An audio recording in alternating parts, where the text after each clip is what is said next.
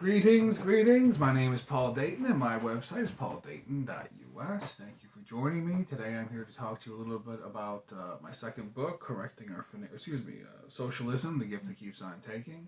My first book is Correcting Our Financial Miseducation. In this book we cover an episode in France beginning 1789, which for some reason people point to as uplifting the poor and stealing from the rich and helping the masses, when the exact opposite is the truth. We're going to get right into it here. The Jacobin Club was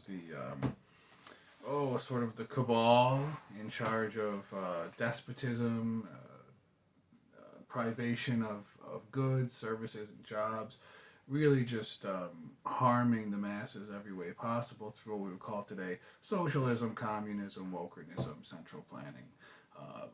Concentrating the power into the hands of the few by decree.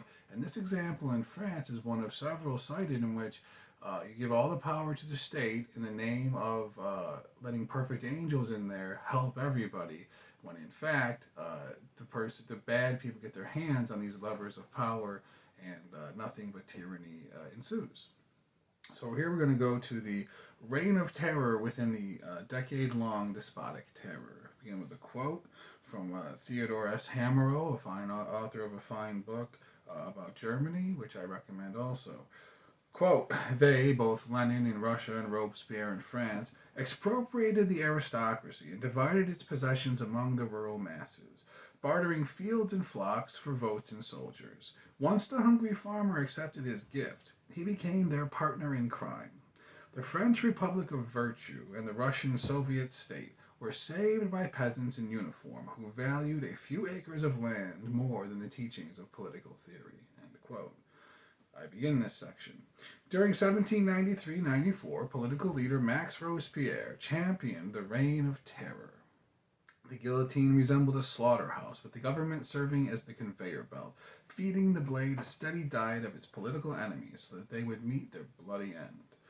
Robespierre himself was placed on this same conveyor belt, perishing July 26th of 1794. This epoch began in the aftermath of the riot upon the Assembly on June 2nd, 1793. Charlotte Corday attempted to quell the habitual and unrelenting unrest by taking down Marat. When the tribunal asked of her, quote, you learned by papers that Marat was a friend of anarchy? She replied, yes, I knew he was perverting France. I have killed a man to save 1,000, a villain to save the innocent, a wild beast to give tranquility to my country, end quote. Unfortunately, Marat became a lionized hero to the riotous classes. Others showed signs of unrest as well. The city of Lyons, against the revolution from the outset, executed the head of the local chapter of the Jacobins, named Chalier, fortified their town, raised a 20,000-man army, and acted as a safe haven for those fleeing the unchained beast of communism. Marseille sent 10,000 men towards Paris to stand up to the convention. The convention was where the power had been concentrated into the hands of the few by decree. And to stand up against the convention and the Jacobins who controlled it. Forces came towards the convention from all sides, with England blockading all French ports, threatening confiscation of any neutral ships carrying provisions to the French. Skip ahead a little bit here to learn that the law of the maximum came to be on September 29, 1793. This price-fixing scheme had 4 facets. The first, to pin prices of necessities at no more than 1/3 above their 1790 price. The second, a fixed price for all transportation.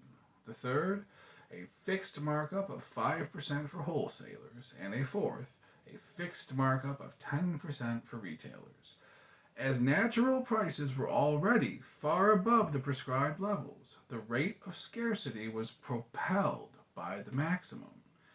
That is, this law, this effort, so they're attacking the so-called rich, the so-called oppressors. They already stole a bunch of land from the clergy, the hated nobility, made a currency that nobody respected.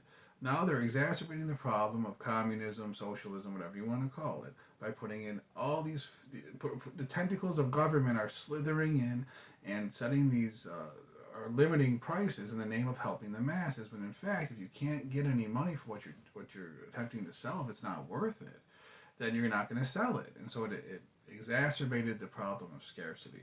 We go back. Farmers abstained from purchasing any more than was barely necessary for their own sustenance, exacerbating the scarcity of food. Traders were ruined by this decree, exacerbating the scarcity of other goods. The black market trade was the only recourse due to this law, and such tactics were met with execution if either party was found out, thereby skyrocketing prices due to the risks involved. Anybody caught evading ensnarement in the play money abyss of these wokers traded in physical gold and silver as opposed to their assignats, which was the name of their assignats, whatever they're called, the name of their currency, backed by stolen booty and the might of the state, were imprisoned and ironed for 6 years, for twice refusing to accept the play money in exchange for useful goods, 20 years imprisonment. I'm going to say that last sentence again.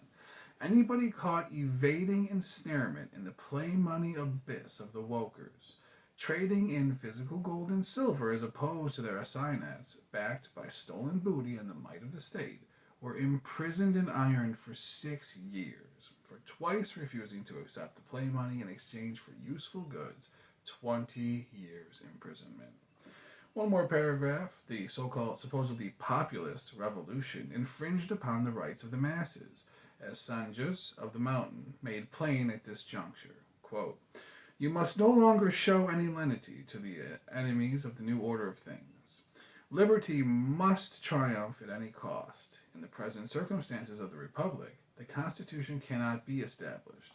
It would guarantee impunity to attacks on our liberty, because it would be deficient in the violence necessary to restrain them.